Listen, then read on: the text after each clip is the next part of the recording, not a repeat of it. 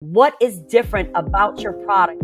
You got a story to tell. Something gonna connect to somebody else. How to actually run a business versus having a vision for a business. A lot of people come to me and they say they're scared to take that next leap. Visual design is always going to be driven by the vision. And I just was like, how do I do this? What am I adding that they don't have? Hey, brand builders, ready to take your brand to the next level? I'm Dana Ammons, and welcome to the Brand Blueprint.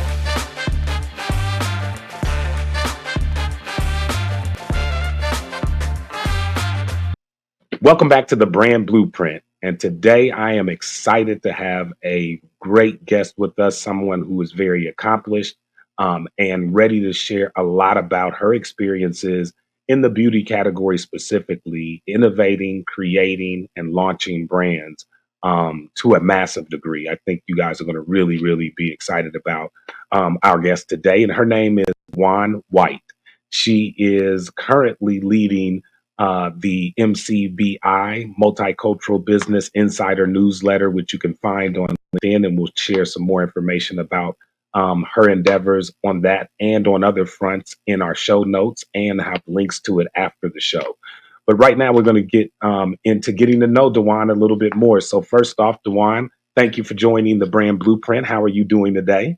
I'm doing great, Dana. I'm really excited to be here. Thank you for having me, and I'm looking forward to this conversation.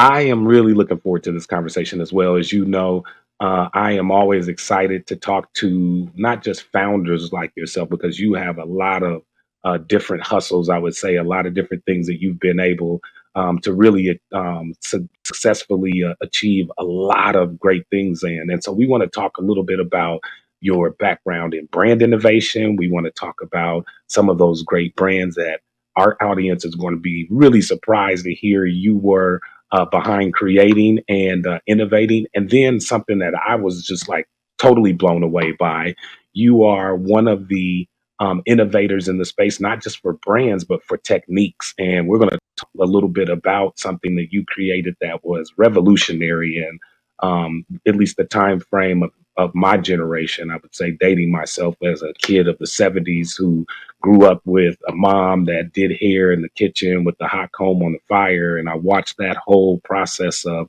straightening hair really transform over the years. And something that you did in that space took it to another level, and frankly, a much healthier, much more sustainable level than it previously been used in the community before. So we'll talk a little bit about that.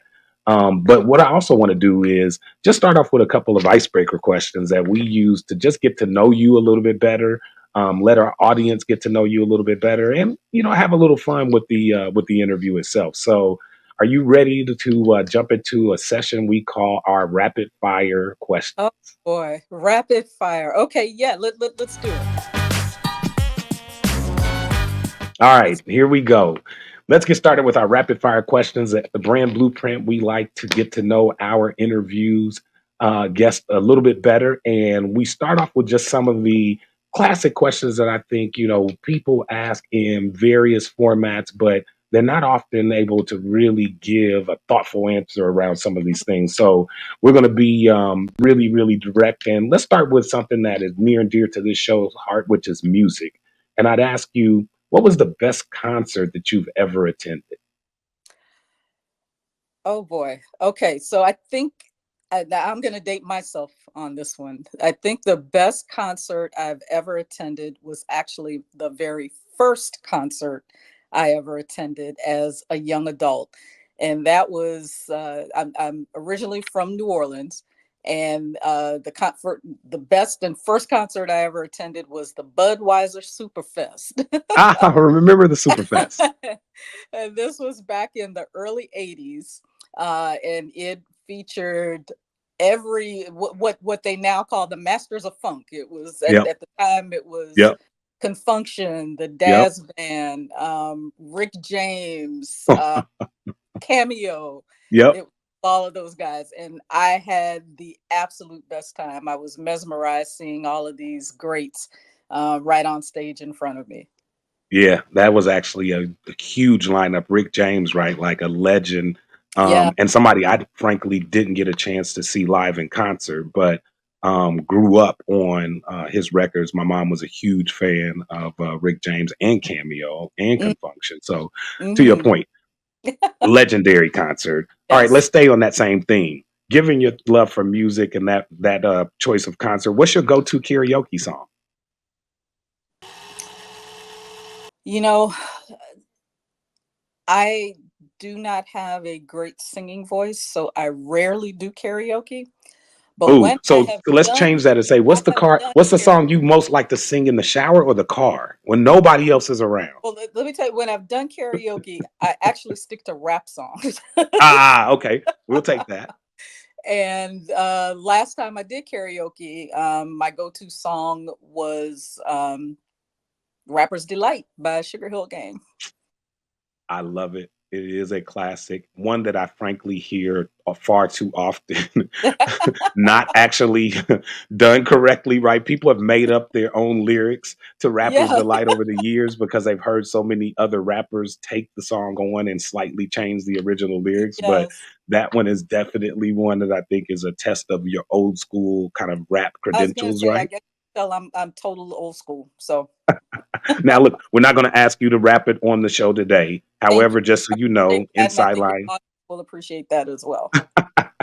Now we have had a previous guest bust a impromptu freestyle on this show, so if you do want to bust a freestyle, we will more than happily oblige.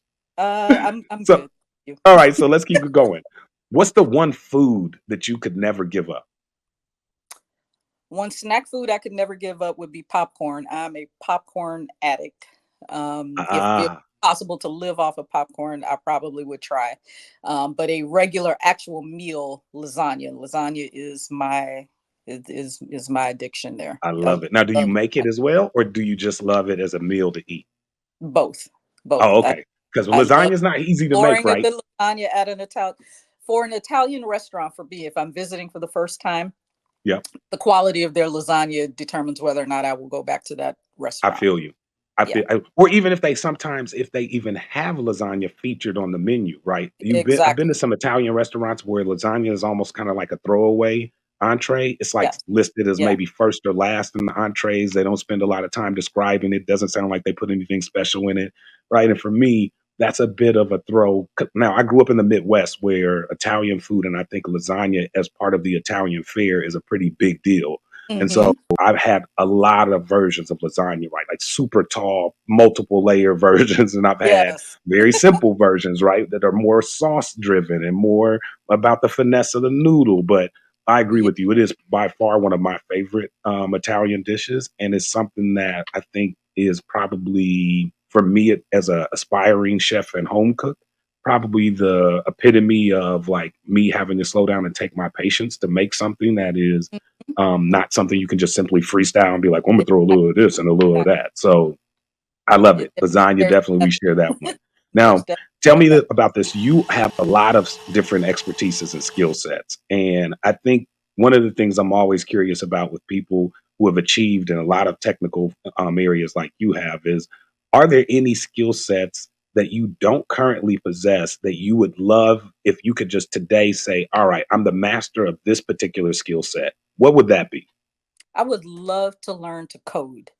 That is Wow. something for the longest I have Yeah, been saying that I am going to, in my spare time, learn how to do, and somehow it eludes me. I just have not had the time or the focus to really sit down and learn it. But I would love I to love learn. that.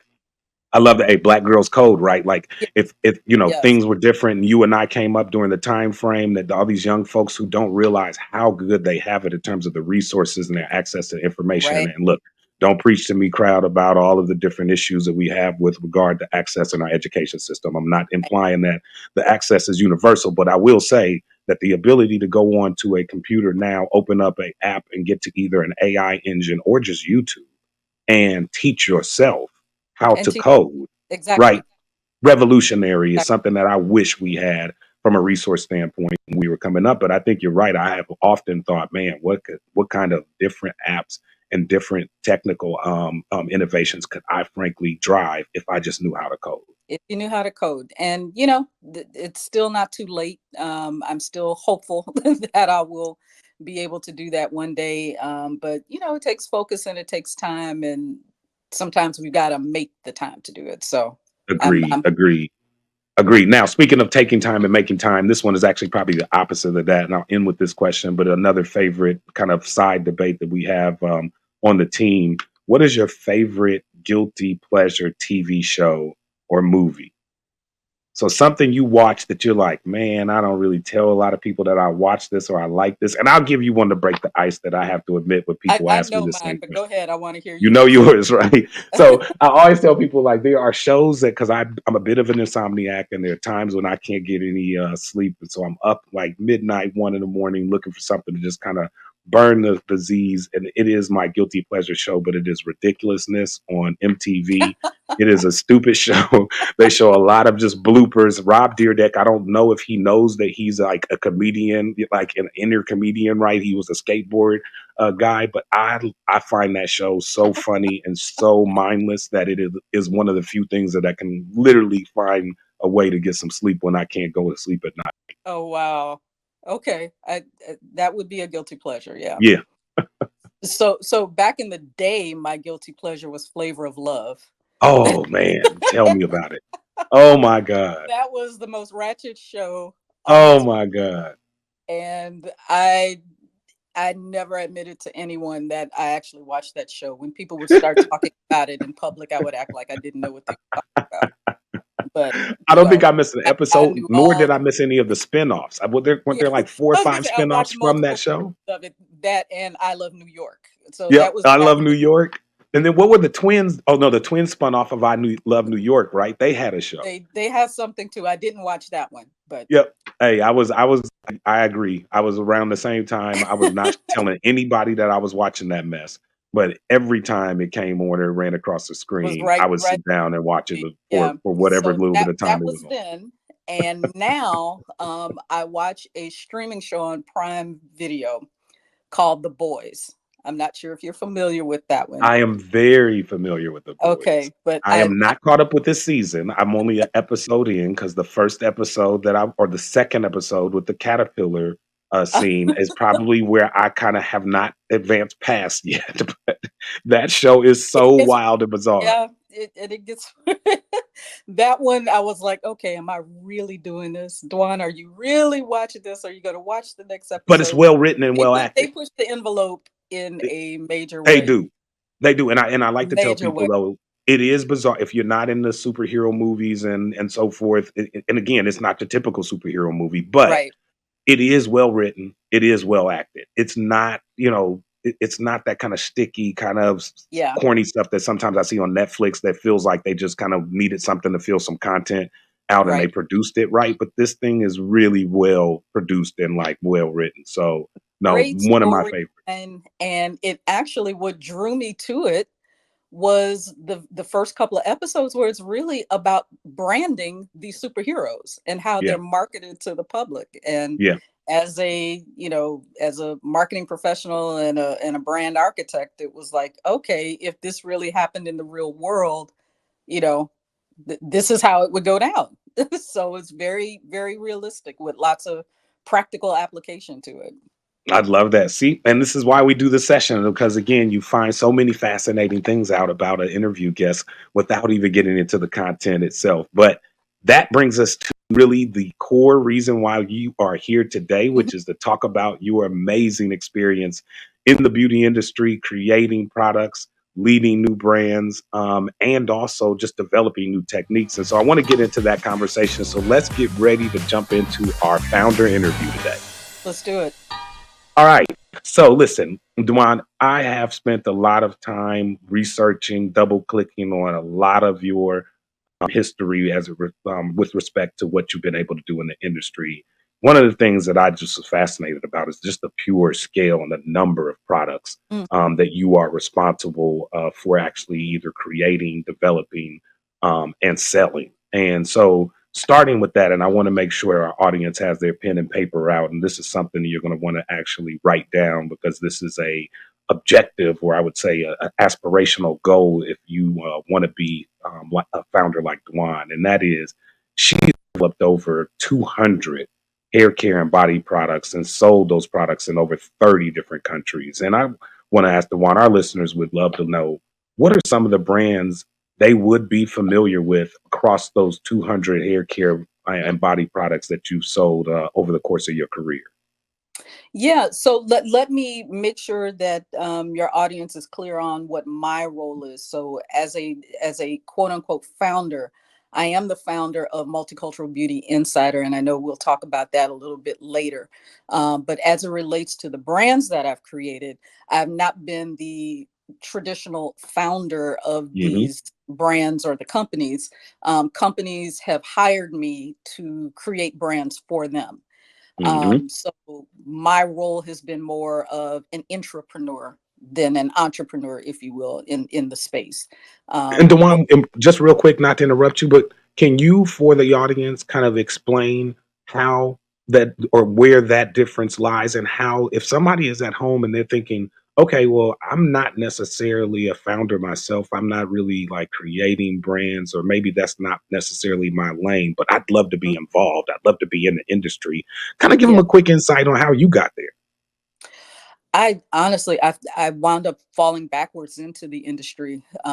For the first decade of my career, I actually worked in higher education, um, and thoroughly enjoyed that space. But my degree and my aspirations have always been in private sector and working in CPG.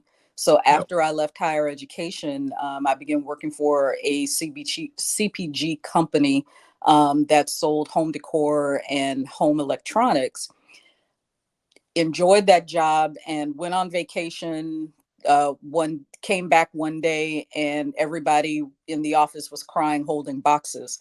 It turned out that Mm. my first day back after vacation, the company was sold and they sold Wow. off all of their brands, Hmm. and was closing. And I decided to take a little bit of time to think more about what it is I wanted to do. And by the time I was ready to start interviewing again, I came across, I don't know if you remember the hair magazines, Sophisticates, Black Hair Oh yeah. Magazine, Type Hair, and Yep. all of the different magazines you used to see in the salon, or could buy at newsstands. Oh I yeah. going through one of those magazines and came across an absolutely gorgeous ad for a new hair product brand. The product was called, or the brand was called Perfective. And I had not seen that level of advertising before, and everything about it attracted me to it. Hmm. And it set me out on a journey to go find the product. So I finally found the product, started using it, and was using it on my hair one morning preparing for a job interview, and just started studying the label and noticed that the label had an Atlanta address. Hmm. I lived in Atlanta. It's like, oh, let me look up this company. So I called them and asked for whoever was in charge of marketing if I could get an email address or a phone number. And I was given an email address. It turns out the email address was to the president of the company, because the company was brand new and there were only two people in the company. The president was handling the marketing himself. Wow. Uh, and I wrote to him and said, just want you to know you have a new loyal consumer. I love this product. I love everything about it, the way it performs, the way it looks, the way it smells, what it does for my hair. And I'm also a marketing professional looking for an opportunity. Here's my resume. And if you are interested in talking, give me a call.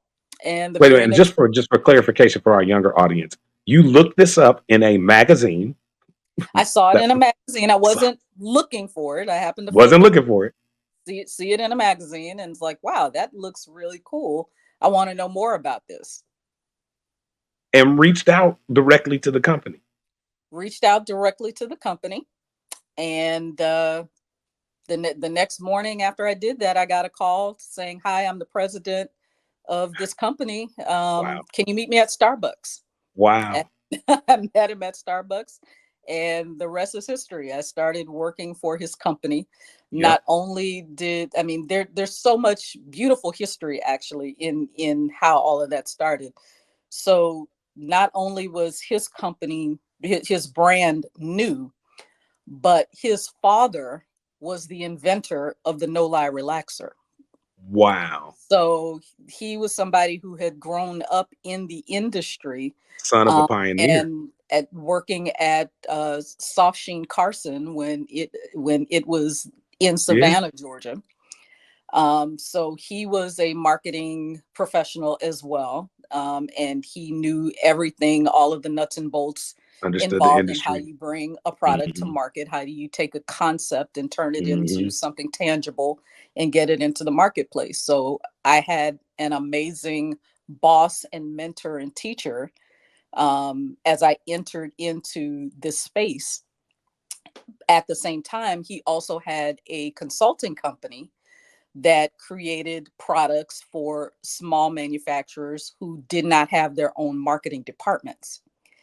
One of those companies is called House of Cheatham, and he gave House of Cheatham to me to be their product developer and marketing consultant.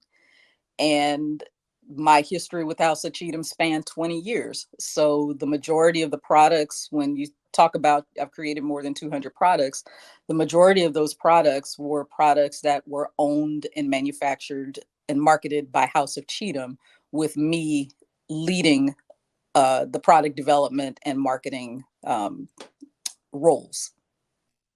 Given that experience and I mean an amazing kind of non-traditional start in the industry. You go in, now you're working for the son of this industry pioneer who clearly had a lot of history and a lot of previous experience. Somebody I'm assuming probably served as a mentor as much of as he did as probably as a manager, right? So Yeah. you're learning the industry, you're learning and starting to see how products are actually created. So Mhm. walk us through then how you start on this journey of eventually becoming a major component of brand and product creation for all of these different companies. Well, I've been, at heart, I'm a brand architect. I love taking concepts, ideas, and then turning them into these tangible items that become products that sit on retail shelves.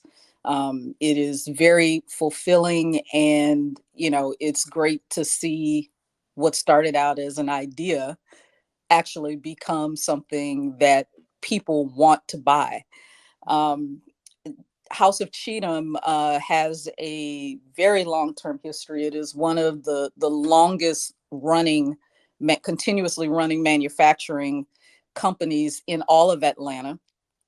I believe the company initially was founded in the early 1920s or 30s, Oh but then geez. became Shout out under to House of Cheatham. management in the 70s. And from the 70s on, the same family and shareholders owned House of Cheatham. Wow. And that is who I developed most of the products that I've ever created for. Mhm. Some of the brand names that would be familiar to your audience would be some legacy brands like Africa's Best, that Mhm. was launched in the late 90s. And when I came on board in the early 2000s, gave Africa's Best a new, more modern, contemporary look, and then added more products, line additions to what was already there. When I put my hands on Africa's Best, there were only, I believe, 4 products within their portfolio. And by the time I left House of Cheatham, there were probably about maybe 15 to 20 products within Mhm. the portfolio of Africa's Best.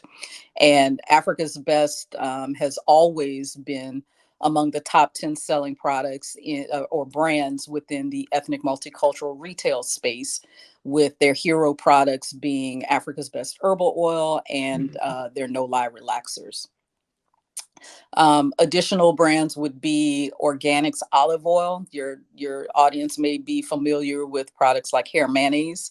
Mhm. That was the very first product within the that particular brand that I developed, and have since done packaging refreshments, new and improved formula updates. There are likewise about maybe 15 products within the Originals olive oil portfolio. So those are some of the older brands. But some of the newer brands that I've created that are still in retail, that I started from scratch, again, kind of started as just a concept in my head that then turned into a new brand that now is a household name, Hmm. uh, is Unjackie's Curls and Coils. So I'm the Wow. creator of Unjackie's. No, my name is not Jackie. No, I don't actually have Jackie as an aunt. Aunt Jackie's Curls and Coils was all about branding. Hey, Eloise, rewind that. Aunt Jackie's Curls and Coils was all about branding. Get kind of making it this wonderful, familiar personality. Yep. Uh, I always thought of it as, giving the industry auntie energy. You Yep. know, we Yep. all have that those fun aunties, the eccentric aunties, the bougie aunties, the ratchet aunties that everybody can kind of relate to. And Jackie was become this persona, um, this trusted persona that helped women to take care of their hair. So I created Unjackie's Kids, and another brand called Texture My Way, which actually it's still in retail. It is probably now thought of as a legacy brand because I created it Yep. about 15 or so years ago. Yep. But Texture My Way, for the longest, stayed in the top 5 of texturizing kits for short hair, for both men and women. And now is mostly sold in beauty supply stores along with a line of maintenance products for Wow. natural textured hair. I mean, so an amazing portfolio of products that you were involved in creating across the course of your career, especially there at House of Cheatham. I mean, shout out to you, like you said, to all of the aunties out there. As we both know, I mean, that is an iconic brand name. It became an iconic brand in the category. And it leads really to my second question, which in the spirit of creating products and thinking of new brands, a lot of our audience and a lot of people approach me all the time and say, Dana, I've got this great idea for this new brand. And they start with the name of it Mm, is, you know, Aunt Jackie's, right? Like I got this Aunt Jackie's idea. And they haven't quite thought through what the product is actually going to be, who is actually the exact target, but they've got this great visual and this great brand name. And they've even got a commercial figured out already, right? Like I get people literally, they got the commercial, the whole social media campaign figured out, but they don't quite have the product thought through. So when you think about given your success in this space, your starting point and your approach to creating a new product that as true as you're actually meeting the need of a target consumer, of somebody out there, mm. what's your starting point? Where do you start? My starting point is always with research. Wow, that was a really important point. Can we hear that again? My starting point is always with research. The research uh, leads me down a path that Mhm, helps me to choose what the right direction is, whether it's the right type of product, the right name, the brand position, where I want it sold, mhm, etc. So it mhm, always starts off with research. mhm. That research might show me that there's an opportunity, and it's really about finding the right opportunity. The research will help me to see whether, hey, there's actually a competitor's product that is doing really well, Exactly. but there's a gap. This competitor's product might only be offered in a 16-ounce jar, where there's a need for a similar type product in a 4-ounce, 3-ounce, 2-ounce, or 3-ounce tube for Mhm. travel. Yep. It might lead me down the direction of innovation and something unique and different, where as I'm studying the research and analyzing it, there's a big gap for something that's missing, a need that's going unmet that is not being met by the competition or anything in our portfolio. So there might be a need for something completely new and different. So that's In an that opportunity. space. And and And that's a that's Dwan, that's a great point. I mean, I want you to go a little bit deeper there because there are a lot of formal methodologies and tools that you can use to go out and do Mhm. your marketing research, right? And consumer research. You can pay other entities, third parties. There are some great services out there that Mhm. consistently run these surveys and these insights, etc. But then I know at times many of our founders and many of our aspiring brand owners, they're bootstrapping their entire operation. They're coming from a background of meager means. They don't have a lot of resources. Talk to me about some of the methodologies you use on the formal side, right? That if you got the resources and access to go out and actually get this consumer data, then talk to me about some of the more informal ways that you found to actually gather these insights and data about this target market and this potential need that you're trying to satisfy. Sure. Well, the great thing and the advantage that I have had is, again, kind of being an entrepreneur and working for a company that has resources already. Mhm. It's great to be able to have the resource of, say, IRI data, or now it's now called Circana. Yeah. That is the industry's data that shows you ranking, performance, et cetera, by category, and then also access to retailers' data, such as Walmart's retail link. So there's an advantage working for a company that has access already to those kind of resources, because they're very expensive, Exactly. or very exclusive, where Mhm. only people in the industry can have access to them. Or So with distribution, as you mentioned, Walmart's retail link, that is a humongous database with a yes, ton of insight, but you can frankly only get access to it if you are yeah, actually a that's vendor it. of Walmart, right? Right. So, analyzing that kind of hard data, is one way that I study, and research. However, I am really a self-proclaimed consumer research geek. Mhm. So I love rolling up my sleeves and getting my hands directly into research, and really qualitative data is, the best place where I get a lot of learning about consumer behavior and their thoughts and opinions. And by qualitative, I mean things like focus groups, interviews, Correct. surveys, where I am able to ask very specific questions to my target audience. And Mhm. I tell you, Dana, you for a marketer, and especially a consumer researcher, you got to have thick skin when you're talking to consumers. Can we hear that again? For a marketer, and especially a consumer researcher, you got to have thick skin when you're talking to consumers, because there have been many times, I love a good focus group, because at focus groups people will tell you exactly what they think, That's exactly right. and it helps that I have very thick skin, because I have presented concepts and ideas, to focus groups, thinking, oh, this is going to be the next biggest, greatest, latest thing out there. Everybody's going to want to buy this. And these focus groups are just going to confirm that for me. And I put it in front of them and just watch them tear my idea down, tear it apart, Hey, and say, we're going to make sure we go back and actually double up on that advice you just gave. I want founders to really, really listen to what Dwan said about thick skin.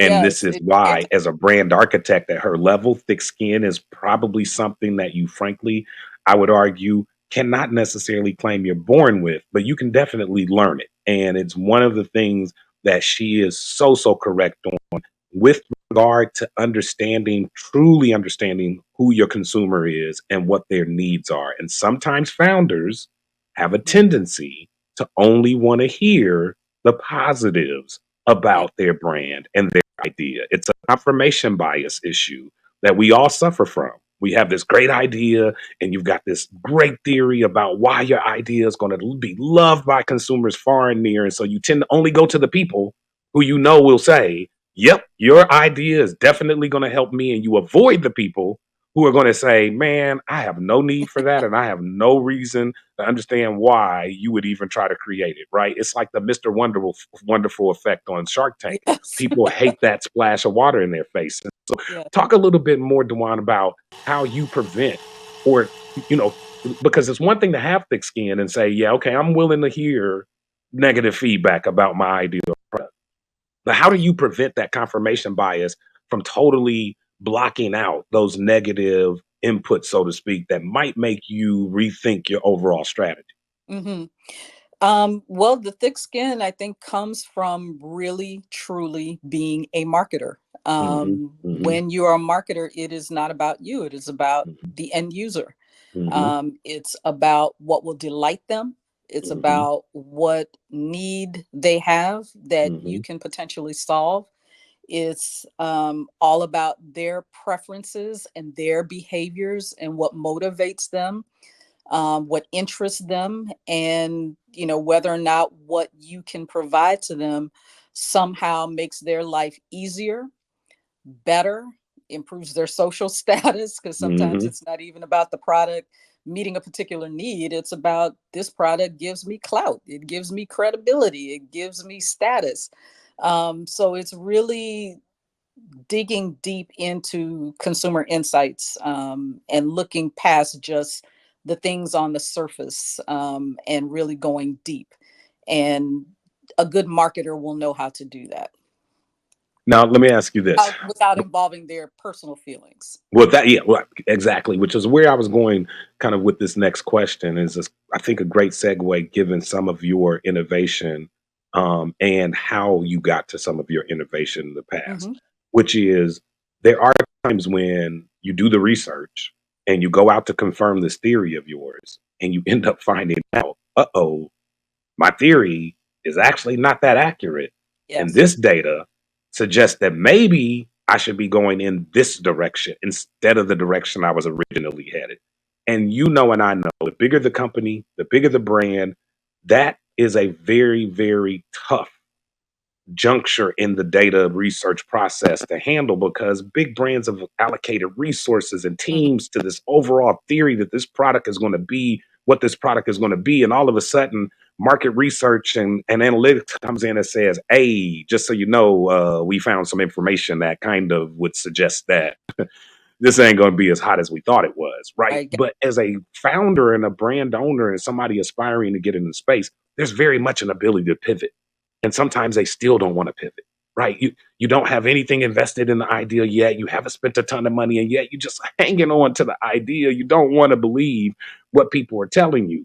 So give us an example when, despite the plan or despite the view that this was kind of the first or initial route, this was going to be the best way to go, but all of a sudden you got the data, the research, the consumer feedback, or like you said, you heard the truth in that focus group, maybe even from an auntie. Shouts out to the aunties out there, Yeah. right? But somebody gave you the truth and you said, uh-oh, we got to do something different.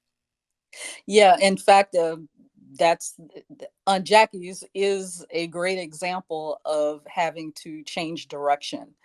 Um, Initially, I guess it was the early 2010s ish, when the natural hair movement, everybody, every marketer in this space was paying close attention to what was happening with natural hair, Hmm. and the acceptance of natural hair. We were all trying to figure out, is this a trend? Is what's going on? Is how long is Hmm. this whole natural hair thing going to last?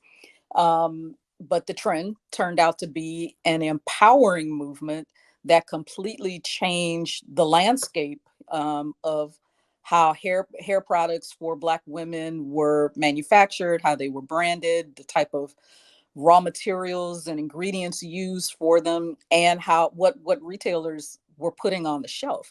It was Hmm. the first time since I have been in the industry where consumer interest was completely driving the category. Consumers were at the wheel. Um, so at some point, lots of observation, we realized, okay, we need to get into this space. We really need to have a natural textured hair product offering. And my initial thought was to take one of the legacy brands and create a natural collection using branded with Africa's Best or Originals. And that was the path that I started going down. Yep. It seemed like it was low hanging fruit. It was going to address, from what we could tell, some needs of women with natural hair. But then the consumer research kicked off. And after literally interviewing, whether it was through survey or personal interview, nearly 1,000 women, our team interviewed close to 1,000 women with natural textured hair, and realized we needed to put the brakes on real fast, because we then began to understand the more intimate needs of the natural textured hair community. Um, the community had created and kind of curated and shared, using the internet, Hmm. and YouTube, Hmm. a list of ingredients that they refused to put in their hair. Hmm. They began to share and tell us what type of ingredients they were looking for, what they actually believed would work on their hair. And these were ingredients that were much more natural, things that um, hair product companies in the space were not previously using. And Um, Dewan, just on that point real quick, because our listeners are typically going to hear this and go, well, look, I already talked to my aunties. I took it to the family reunion. People at my church then tried it. So let's just really quick qualify one. What qualifies as a decent sample size, right? You did over 1,000 women that I'm sure were from a very specific but curated, segment or segments of the consumer market you were trying to capture. Describe what that looks like in layman terms, though, for people out there thinking, I already asked people and they've already told me my product is good. Yeah, so I mean, it all depends. It depends on what the marketplace looks like. For us at the time, Hmm. the natural hair movement was still very new. It was fledgling. It was still trying to define itself, while at the same time empowering women by the thousands, to stop relaxing, putting chemicals on their hair, and begin to embrace their natural texture. At the time, there were only a handful of brands, that That were were in that space. addressing Yep. that community. Yep. And those brands had the luxury of being able to sell their products for $20, $30 a bottle or a jar, which was again kind of very different, a different consumer behavior, because price point had always been driving the segment. Hmm. Price point, for many brands, it was almost like a race to the bottom to see who could provide the lowest price and Yep. lowest, value price to their consumer. And then all of a sudden now you've got people willingly spending $20, $30 on a bottle of shampoo and a conditioner. But as far as, the sample size, back then, a lot of the entrepreneurs were able to talk to their aunties and their cousins and take it to the family reunion and to church and to their coworkers and friends. And a small sample size of, say, under 100 people would have been Exactly. enough. Enough. Um, Exactly. but now I mean, the majority of retail is products for natural textured hair. So you have a different playing field that you're on, so to speak. So Yep. back then, for my team to have interviewed so many women, that was really groundbreaking, because most brands were not doing that level of consumer research, if any at all. At all. Um, and we took it to a different level by increasing the sample size, because I wanted to make sure if we were going to enter this space, it needed to be done right. And we really needed to have as much consumer feedback and insight as possible. So 1,000 was, back at that time, was a huge number. And some people now may even say 1,000 is a big Still pretty number. big. It's And it still pretty is. big, right? It's still pretty big. Yeah. Still pretty big. But if you're gonna, to me, if you are a company, not so much an entrepreneur, but if you're a company that has the resources, spend the resources to know your consumer inside and out. That's exactly There's right. nothing more valuable than knowing your consumer and knowing what they're looking for and how you can meet their need. Whoa. We need to hear that one more time. To me, if you are a company, not so much an entrepreneur, but if you're a company that has the resources, spend the resources to know your consumer inside and out. That's exactly There's right. nothing more valuable than knowing your consumer and knowing what they're looking for and how you can meet their need. No, great example and great advice. And it is so important for, I think, our founders, our brand owners, our aspirational brand owners to understand that the sample size is not always the deciding factor. It also does, matter who you are bringing into the discussion.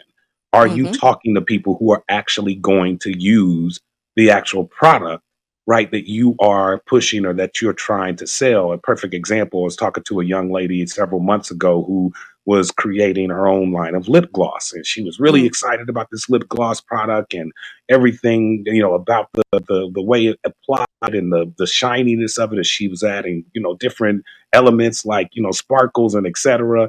And I asked, her about, the feedback so far from from her small group of friends and family. Who did she give the product to, and what was the feedback?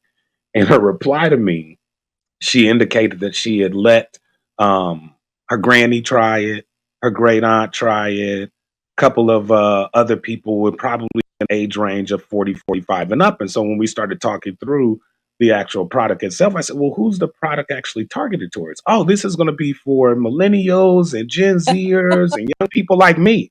And I said, well, one of the things you can probably need to do is spend a little bit more time with that particular That crowd and let right. them try it and give you feedback, right? Like your great, aunt and your granny and everybody, that's good that they support you and they think it's going to be a good product as well, but they're not your target audience and the people you're going to actually want to pull money out of their purse and put on the counter to buy this product.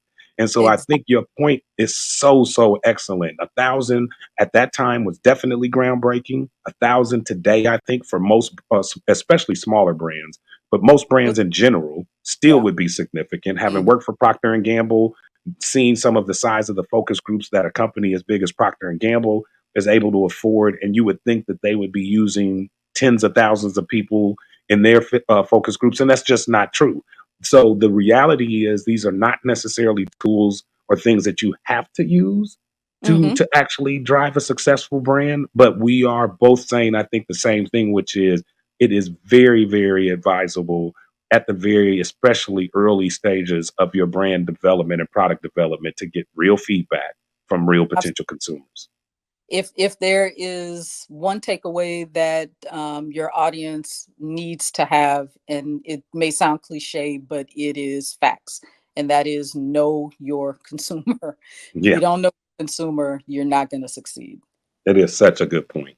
Now, one of the things I want to segue to is because you haven't just been involved in creating products, but you've also been involved in the trademarking and the creation of processes, which for me is pretty big. And it's one of the things that I think entrepreneurs sometimes miss in the making of the soup, so to speak, right? Like sometimes we throw away certain ingredients or we don't realize that part of the beauty of our product is actually the process or the regimen in Hmm. which the product has to be used. And I think hair care specifically is one of those perfect arenas and product categories where you can innovate not just in the products that people use, but I think, and we're seeing this in trends as of late in the hair care industry, you can innovate in the regimen that people use in which to actually treat and take care of their hair, which frankly would support long term product usage. Hmm. So, without totally letting the cat out the bag, tell me a little bit about this revolutionary process and system you created, how you created it, and then how it eventually developed into what it became, which was a huge movement in the hair care community. Yeah. So I'm gonna go. I'm actually gonna kind of lead into that based Yeah. on your previous question. So with the consumer research study that I set out to do that led me down the path to Unjackies. Hmm. It was pretty groundbreaking having access and interviewed so many women with natural textured hair who were willing to pay for products within a certain price point. Um, that research study was probably one of the most extensive I've ever done. So not only did it lead me down the path to create Unjackies, what that research showed me was that brands were looking at the natural hair community as a monolith, as this one big community. Mhm. And what my research showed me after analyzing it was it's a big community, but there are very obvious segments within this community. All natural is not the same. So there were three different segments that my research uncovered within the natural textured community. One I called the natural bohemians. These were the natural hair OGs who were Yeah. really behind the movement and crafting the movement. These were women who were completely anti-chemical, anti-heat, will never, a flat iron will never see their hair ever All right, again. so I'm visualizing like Erica Badu type sister with the Yeah. full hair wrap that like is fully Hardcore. versed It on it. wasn't Okay, just about their natural, wasn't just about the texture of their hair, it was I their love that. lifestyle. They had a natural everything kind of lifestyle. Yep, That was the audience that most of the brands thought of they were as targeting. Yep, community. That was their that's what target. everybody. That's who everybody thought they were talking to. That's who everybody thought they were talking to. But then there was another segment that I called the curly girls. And if you Mm-hmm. can kind of imagine, Mm-hmm. curly girls just want to have fun. Mm-hmm. These are the girls who Mm-hmm. are very versatile. Mm-hmm. They wear their hair curly, they Mm-hmm. flat iron it, they blow dry Mm-hmm. it, they wear braids, they do Mm-hmm. lots of things, although they have natural textured hair. They're not heat opposed to thermal styling their hair for a fun night out or for a wedding or an occasion or a date night or whatever. And then they go back to wearing their natural curls when they want to. So there's that segment as well. And then the final segment was a segment that I called naturally straight women. Women like myself, who, Mm-hmm. like my hair is right now, this is Mm-hmm. my natural texture. I do Mm-hmm. not have a chemical treatment in my hair, but I wear it completely straight. I wear Mm-hmm. it thermal heat styled. You will probably never see me wear my natural texture, Mm-hmm. in twist or a twist out or just natural curls or coils. My hair is typically always, if it's not in braids, it is heat styled straight. Well, that segment of the natural community was completely ignored because Correct. everybody was going after the bohemians and the curly girls. Yep. Yep. With every product that a brand created was a curl custard, a curl cream, a oil, a moisturizer, anything that would help with women And manage. Dwan, why do you think that third crowd, your crowd, your specific type of natural hair styling was being ignored? I mean, I have my own theories, but like, why do you think that particular segment? I mean, because frankly, y'all spent money. It wasn't Yes. like this crowd was like, yo, we don't buy products to do our hair. Why that particular segment being ignored? Well, in the early years of the movement, you have to kind of remember, if your audience remembers Yeah, the movement.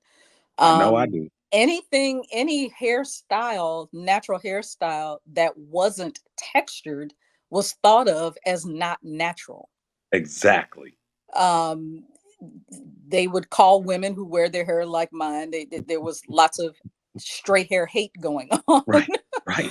from Right. from the textured hair community. The bohemians were ruthless Yep. in calling out women who continue to straighten their hair. They For wanted, whatever reason. for Right. whatever reason. For whatever reason, which I think is a great point. I mean, it's not this show, and I know people watching and listening are going to say, and probably yelling at the screen right now, like, I know why people, and that's not what we're trying to drive the point here. But I do think it's important in the context of creating brands, because Yeah. what Dwan is really breaking down for our audience, and I really want y'all to hear this and understand the genius behind her work, is she saw three separate segments, two of which were viable, money paying, growing, dollar driven categories. The Bohemians and the Curly Girls are still major segments in the Right. natural hair care category. And frankly, probably still the two most popular Absolutely. segments in the category. So when she saw that, to then still say, hey, I still see a need and a segment that's not being served in this third category, that is how you find your way to a successful product. Okay, so keep going with that. Yes. So um the more I explored that particular segment after launching on Jackie's, I wanted to take care of those two main categories first, or two main segments first. After launching on Jackie's, I started paying more attention and diving deeper into that ignored segment, Mhm. who was primarily being serviced and spending their money in salons because there wasn't anything on shelf for them anymore that they felt were viable. So prior to the natural hair movement, you had brands like Motions and Africa's Best and Originals and ORS. They had maintenance and styling products that anybody could use, but now those brands were more closely associated with relaxers, and people who were natural did not want to shop anything associated with relaxers. So the naturally straight girls were getting their hair done in a salon like clockwork every 2 weeks in that chair, spending big money, with nothing really to take care of their hair at home.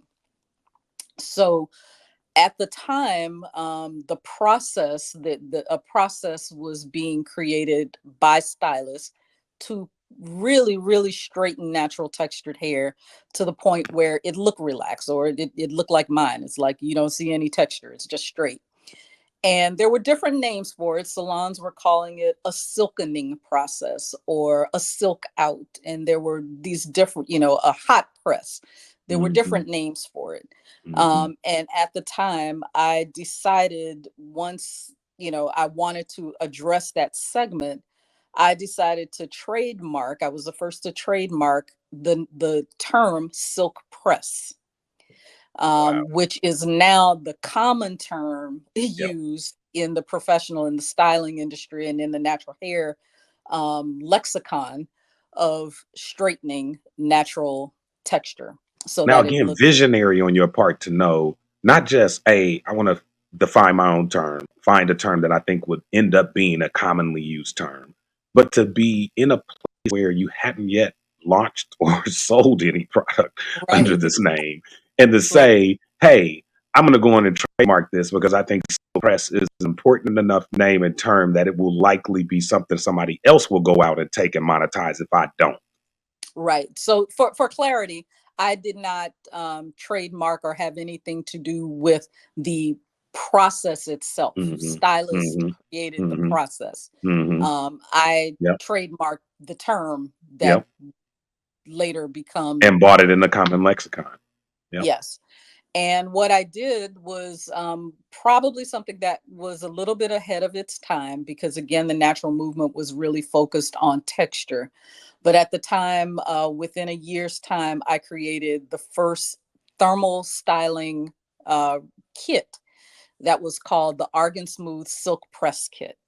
So it was a system that women could use at home to get their hair looking like this without having to go into a salon.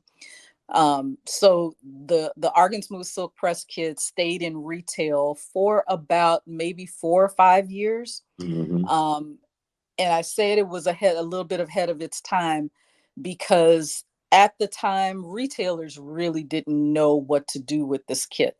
They loved the concept. Everybody that we presented it to loved the concept, but they didn't know how to merchandise it.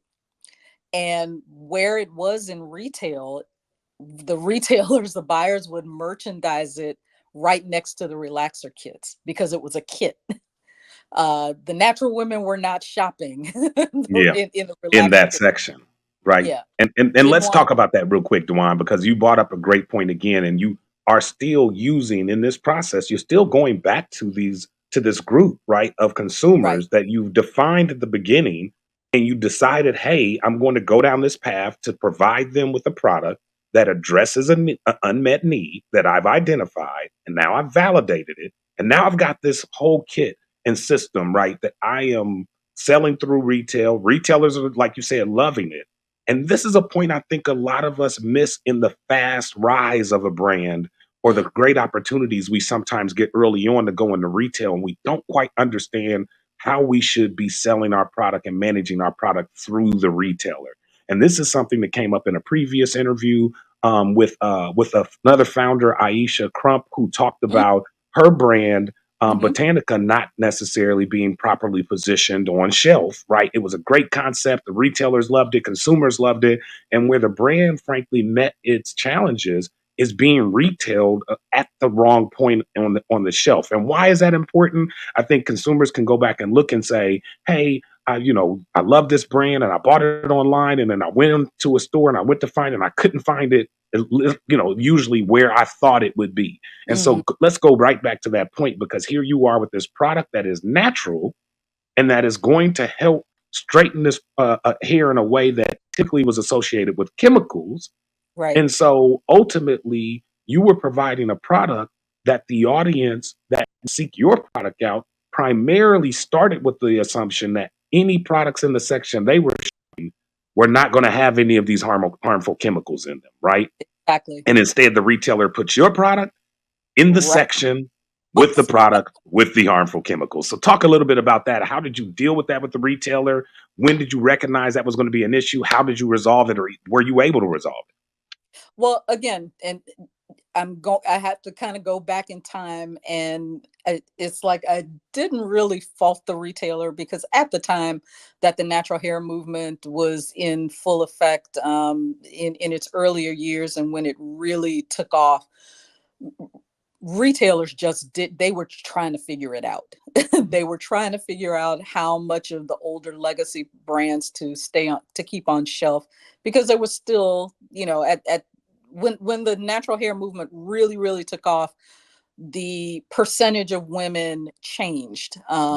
It used to be 60% relaxed, 40% were natural. It then quickly turned into 60% were natural, 40% was still relaxing. So they were trying to figure out their shelf. They were trying to figure out their planograms. They were trying to Mhm, better understand how their mhm, consumers were shopping. So as we were turning out products, they were still trying to understand the category and understand their consumer.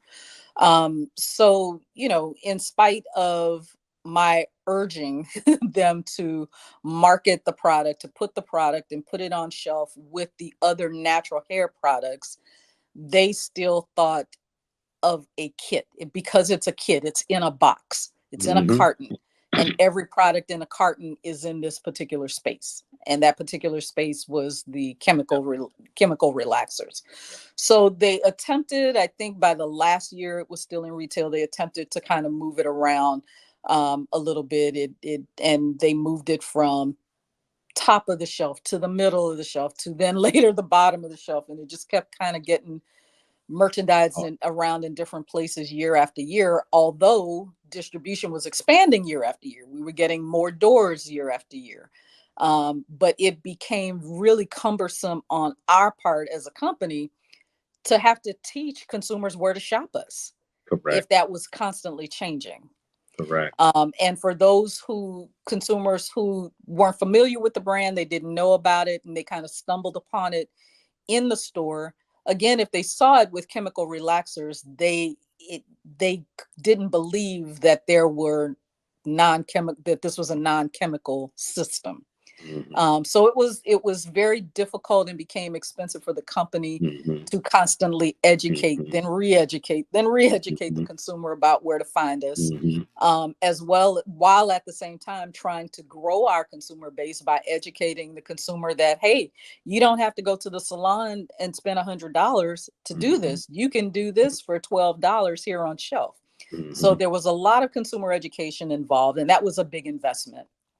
And around the same time, the cost of raw materials began to go up. We use some really good premium natural ingredients in our products and packaged it in a way that was easy for consumers to use. All of mhm. those costs started going up. We knew we could not impose a price increase on the retailer because they were not going to accept a price increase. What it meant, we were going to suffer in terms of our margin. We were going to Yep. get less profit margin by keeping it at the same price. So that kind of combination of things created the perfect storm for the product to eventually drop out of retail and eventually be discontinued. So we were ahead of our time then, because now that buyers know more about the natural texture category. They are Understand. now much more experienced in it. Yep. You now see other brands Yep. like L and the Dew who are Yep. coming out with thermal straightening systems. Yep. And they know exactly where to put them. They know how to merchandise them. It's not a newer concept to consumers. A silk press is now something in consumers' minds. They know it, they understand it. There's not a lot of education to be involved. All you now have to do is put it in the right place, have it priced properly for consumers to be able to purchase and repurchase again. Yep. It's a much better environment for that type of product now. That is a good. I mean, and I think there are so many gems that you just shared in that story that brand founders and owners should really think about with respect to their relationships with their retail partners, and even Mm-hmm. before they enter into retail. What is your strategy for first understanding where your product should be shelved, right? Because if you've never been in retail before, your product's never been on a shelf, you probably don't have any experience relative to inform the retailer, hey, you should be putting me in the skincare section versus the body care section, right? There are a Right. lot of product categories where there are probably 3 or 4 different areas within the store for you to be Sure. shelved, and Mm-hmm. you need to have a point of view, and that point of view needs to be based on some consumer data research, which goes back to Dwan's Exactly. original point. And I Exactly. think that's why that statement and the story around your focus group and how you mine that group for information and eventually determine who your consumer was is such a key insight, right? Because if you get away from that consumer, you will then lose that information because that consumer will tell you where they're going to look for the product, right? Mm-hmm. All you Mm-hmm. had to do was go back and say, hey, we've got the product in Walgreens, and I'm sure that group said, girl, we did not see that We product in the didn't see section, it. and I was in Walgreens yesterday, right? Right. And you I said, was in no, the it's in natural there. section and I didn't see it. Wasn't there.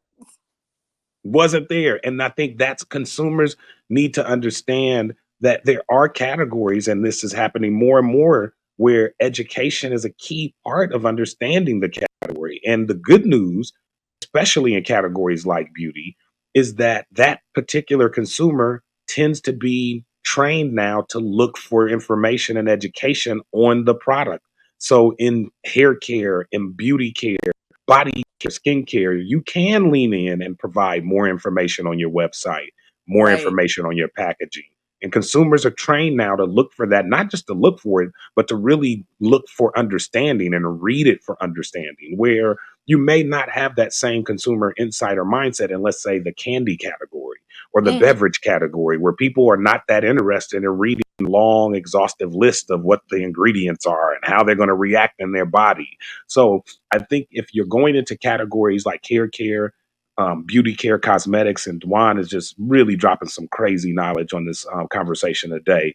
There are several elements to thinking through of your retail placement before you start actually talking to retailers about distribution. Exactly. And what's interesting to your point, for entrepreneurs who are creating something innovative, whether it's an entrepreneur or a big brand, when you're creating something innovative and there is no other thing to compare it to, that presents a big challenge that you have to make sure that you're invested in trying to solve. Whoa. We need to hear that one more time.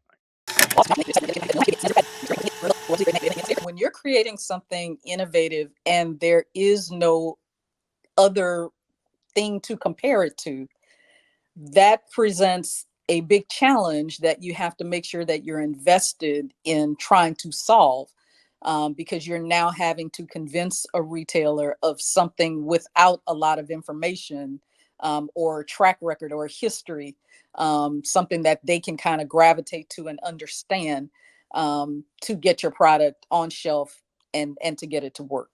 That is so true. And real quick, I wanted one other topic I wanted to just quickly go back and double click on, and I'm trying to stop using the word double click. I read an article the other day that says that's now a term that is being overused in the Old now. corporate Okay. by corporate types, right? Which I kind of like the topic or the term because it kind of helps me visually think of what I actually do on my Yeah. laptop most days, which is double click on something to really learn more about it. And That that's being for me, said, that's like circling back, circling back. circling back, right? Let's circle back on something that you said earlier, and I think it's something that our audience is going to want to learn more about. And look, there's a ton of resources online that you can really go deep on this topic. But talk a little bit about the trademarking process. I know that's something that I'm a big fan of Shark Tank. A lot of us watch these types of shows, and one of the questions people always get, "Hey, is that trademark?" You know, people Right. going, "Hey, I've got the patent pending, and I've got trademark going," and blah. Like, talk a little bit, Dwan, about number one, why is it important? And then two, if I'm a brand owner or a founder and I want to, go out and get a trademark, how do I do it? Well, it's very important to protect your intellectual property because that's what it is. Your trademark is a trademark and even trade dress, your packaging, your design, your logo design. It is all intellectual property. And I have actually talked to several entrepreneurs who had amazing brand names and amazing trade dress, a logo that they Mhm, didn't get trademarked, and somebody else created another brand or and mhm, used that logo style or use that name, and it forced them to have to change the name that they had already had established in the mind of the consumer or in the retail space. So trademarking is very, very important. It's not that expensive, mhm, and it can be, you can do it by yourself by going to U.S. Trademark and Patent. I think I forgot the email address, USPTO, something like that, mhm. .gov. But if you Yep. just Google US Trademark and Patent, you can go there and you can register a trademark.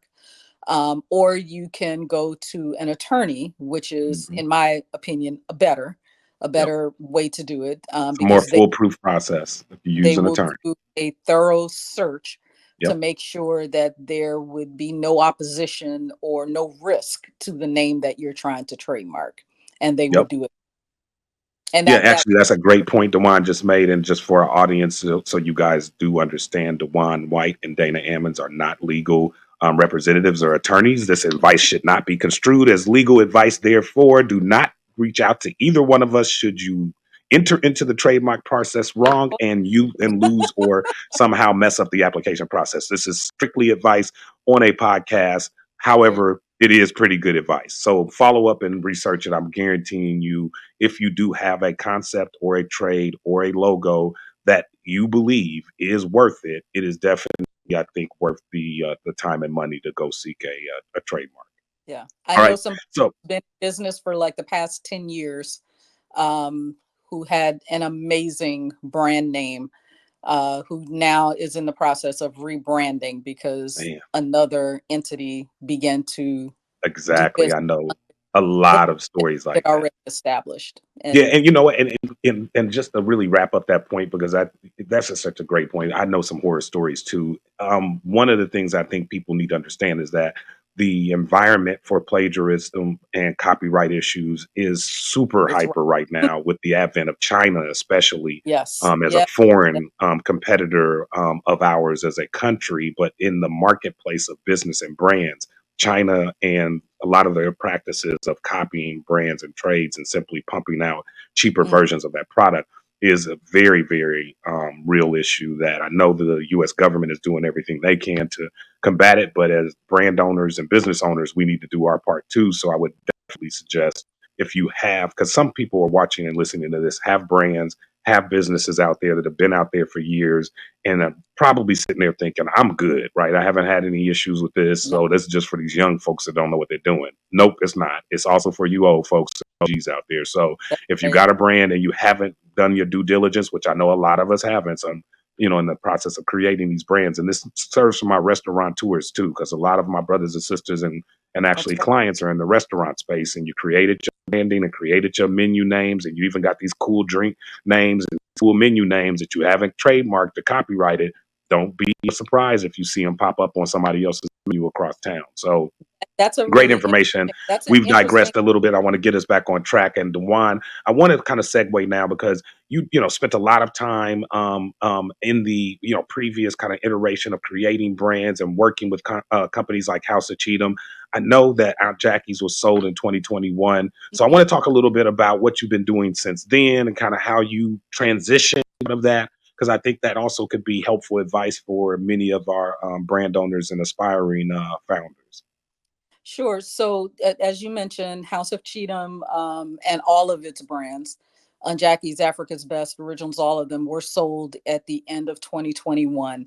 And since then, I have stepped back and taken some time for some well needed rest. Actually, Amen. learning how to rest again, which Nice. has been a process, Yep. and administering lots of self care and spiritual self care as well. Good for you. And one of the things as I thought about, okay, what's my next move? What's my next step? Do I want to continue developing products? What do I want to do? I stepped back and thought about something that I always wished that I had since I had been in the industry, a resource that was needed that didn't exist.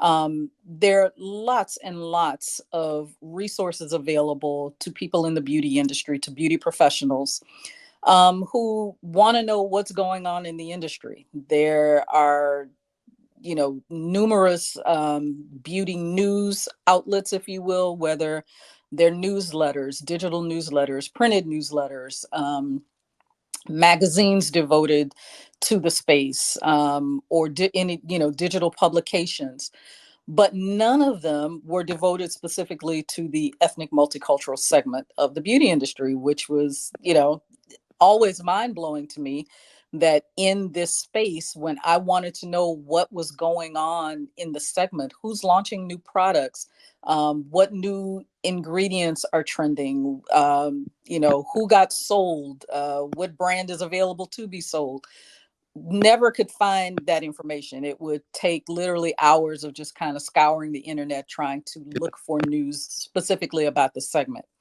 And I always thought to myself, wow, why isn't there a space, a news platform, like a digital news platform, where if I want to know what's happening in the ethnic multicultural space, why can't I just go to that and find out what's happening?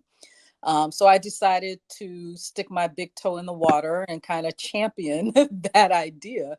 And I created a digital news platform called the Multicultural Beauty Insider, where we report the news, insights, and trends of what's happening all throughout the US retail multicultural beauty vertical.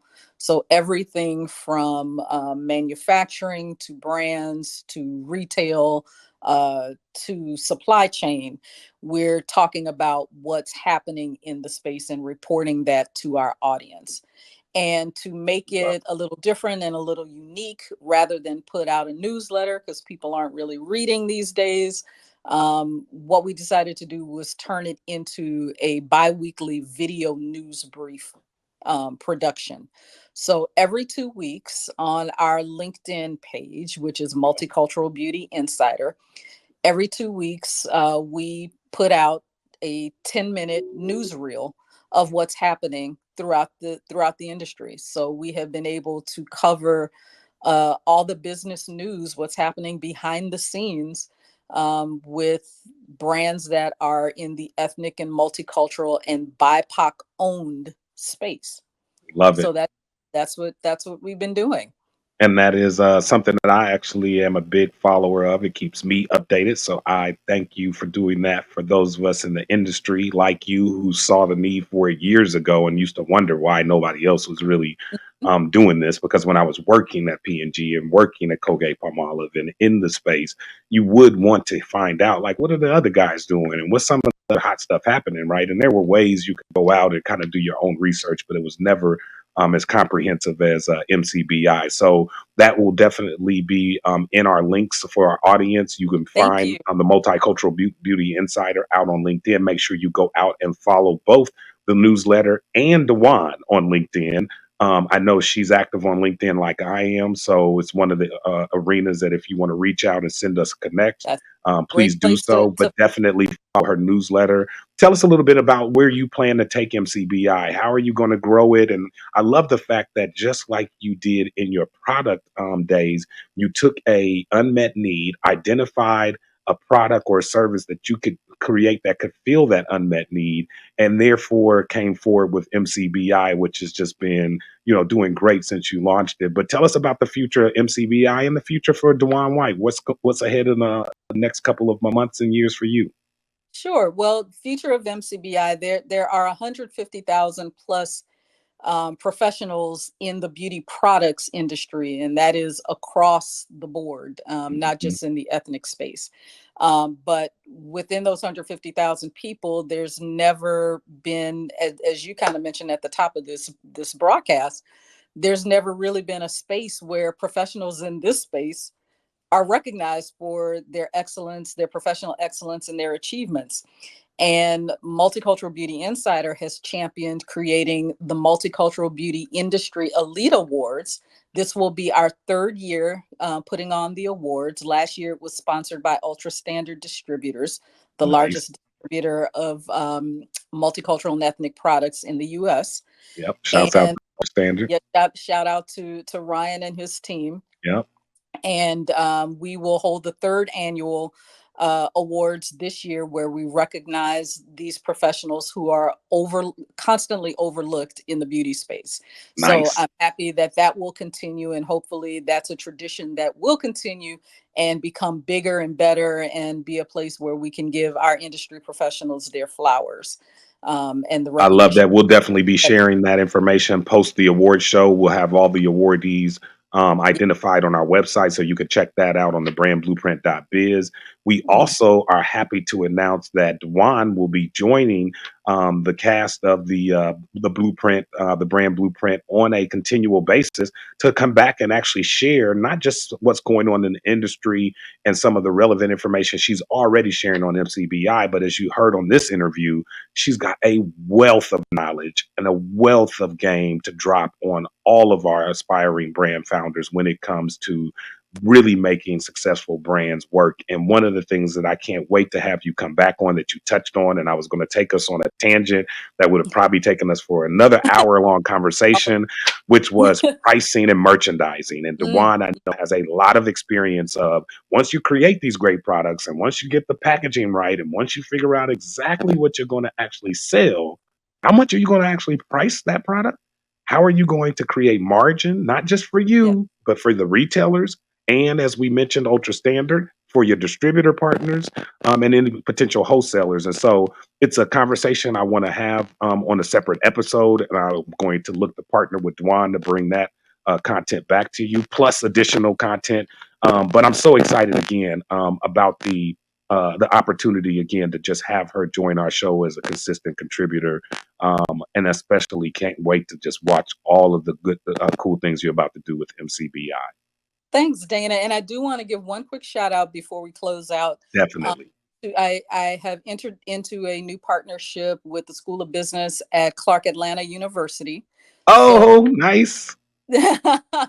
this September, Clark Atlanta will host, through their American Marketing AMA chapter, American Marketing Association, their AMA chapter, with Multicultural Beauty Insider. We are presenting the very first Branding Black Beauty Conference, Wow. and will consist of speakers from both the entrepreneurial side and the corporate side of beauty, with marketing leaders from various brands. We have 6 dynamic brands that are currently sold in U.S. retail, where their representatives will be there to really kind of break down the basics of branding elements in the branding process of Black beauty products. So Wow. that's Okay, happening so how can September our the audience find out more about this? This is super exciting. I am so geeked. You just shared this on the show. I don't think a lot of people know this about Dwan and I. We share this love of the AUC and the schools within the AUC, Clark Atlanta being a whether you call it a brother or sister school to Morehouse, in that whole AUC market, along with Spelman, along with the Morehouse School of Medicine, along with Right. ITC. These are schools that both Dwan and I have a lot of affection for, and actually, obviously, have connection to because of our previous school affiliations. Dwan's husband is actually an esteemed alumni of Morehouse College as well, and a brother to me in that way, and something that I actually didn't know before I met her. So, tell us a little bit more about how we can support that particular program and how people in our audience can find out more. I know that it is going to be video recorded. I Great. don't know from Clark Atlanta just yet what the plan is for allowing people who were not able to attend the conference to be able to see it, but I Yep. will definitely, once I know, be able to share that with you. But this conference will benefit every student within the AU Center circle. So as you mentioned, Spelman, Morehouse, Clark Atlanta, Morris Brown. Um, Oh yeah, I every did mention Morris Brown. Don't let me forget about them. Yeah, Back in the Morris saddle, Brown, opened up again. I know they went through a little rough period, but Morris Brown as but they're well in back. They're back in AUC, full effect. They're back back in in full full effect. effect. We love it. Yo, shouts And out to as an CAU though. I HBCU think it's one of the graduate schools. myself, I did not attend either of any of those schools, but I am an HBCU graduate from Florida Memorial University, the only HBCU in all of South Florida. Nice, Um, I nice. have an affinity for HBCUs and for giving back to them Yep. and giving them a hand up to be ready to enter into careers into the beauty space. Man, I so love that. And yeah, shouts out to Florida Memorial, shouts out to HBCUs and HBCU graduates. I think to Dwan's point, we both are obviously biased. We got our undergraduate degrees from HBCUs. We do a lot in our current lives to support HBCUs. And just as a quick pitch and a final pitch on that front, I would say, given the attack on diversity programs at PWIs across the country, I would hope that students, both Black and white, start to see HBCUs as viable schools. And I say Black and white, and I know some alumni will probably groan at that statement, but being a Morehouse graduate who actually had the first white member of and graduate of Morehouse in my class, the class of 91 to 95, shout out to White Mike. Yo, this is a real thing at HBCUs. It's not that we exclude or that we don't want white folks there, because there are plenty of people who belong and actually have now found their way to HBCUs. But I just want to make sure that people understand these are viable colleges and universities across the country that are choices for your students, alongside of some of those PWIs that are becoming increasingly harder to get in, increasingly harder to get scholarships from, and increasingly harder to attend. So shout out to HBCUs again. So listen, back to the subject of the moment, which is the wonderful Dwan White and all of the great things that she shared with us today. Dwan, before we get out of here, I want to just kind of open up the floor for you. You just shared some of the wonderful things that you going on, but again, give our audience a couple of your socials and handles that they can follow and find you on, if they want to continue to just receive some of the great information and knowledge that you are always dropping. Yeah, absolutely. The best place to connect with me and engage with me is on LinkedIn. I live on LinkedIn, and I live on LinkedIn primarily because that's where professionals in the beauty space live. So you can find me on LinkedIn at Dwan V. White. You can also find Multicultural Beauty Insider on Mhm. LinkedIn at Multicultural Beauty Insider. And if you would like to see the winners from the last year's Multicultural Beauty Elite Industry Elite Awards, you can find them on multiculturalbeautyinsider.com. And if Love you it. want to send me an email, you can do that at Dwan at MCB Insider. That's M like multicultural, M multi C cultural B beauty insider.com. So Dwan at mcbinsider.com. I love it. And listen, the Brand Blueprint audience, we will have all of those links actually featured on our website as well. under Dwan's bio, so you can find her information and relevant links at thebrandblueprint.biz. As always, follow us on all of your relevant social media websites and podcast distribution channels. We're across all of the major channels. We're on Apple Music Podcasts. We're on Amazon. We're on Spotify. So just go out there, follow us, and like us. And as my fellow CAU alumni, Bomani Jones, likes to say on his sports show, if you don't follow us, you must be a hater. So get out there, hit the follow button, like us, and we are looking forward to bringing you additional content, especially when Dwan comes back to return and join us in future episodes. So once again, Dwan, thank you again for taking time out of your busy schedule to come on the Brand Blueprint today and record with us. We're so excited to have you, and we cannot wait to see you again. Thank you, Dana. It's been a pleasure.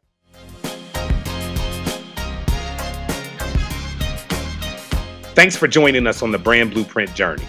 Make sure to follow us on all of our social media platforms to stay updated.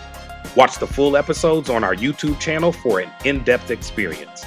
Don't forget to subscribe to our website at thebrandblueprint.biz for exclusive content and materials. We're everywhere you need us to be.